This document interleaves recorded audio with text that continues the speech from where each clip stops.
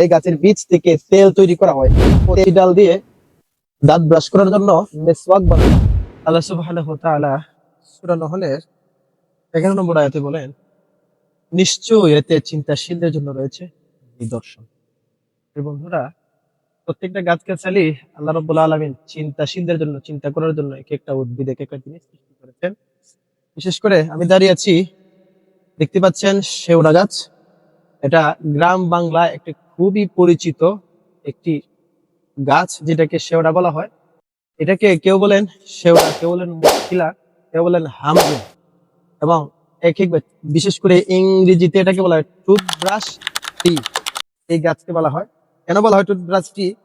এই গাছের বিশেষ করে একটি উপকার হচ্ছে, এই গাছের এই যে ডাল, কচি ডাল দিয়ে দাঁত ব্রাশ করার জন্য মেসওয়াক বানানো হয়, মেসওয়াক করা হয় এই গাছ দিয়ে। এটা হচ্ছে উপকারিতা। মেসওয়াক করলে কি হয়, দাঁতের ক্ষয় রোগ থেকে ক্ষয় রোগ রোধ করে, এবং দাঁত শক্ত হয়, এবং দাঁত দাঁত মজবুত হয়, ব্যথা দূর করে। এটা হচ্ছে এই গাছের ডাল, কচি ডালের উপকারিতা।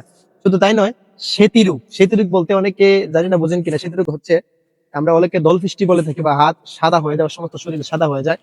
এই গাছের গুটা, এই গাছের বীজ থেকে তেল তৈরি করা হয়। এই তেল থেকেই, তেল যদি শরীরে দেওয়া যায়, তাহলে অবশ্যই সেতি রোগ বা এই সাদা যে অংশটা, এটা ইনশাল্লাহ দূর হয়ে যায়। ইনশাল্লাহ চেষ্টা করবেন আপনারা এই আমলটা করার জন্য।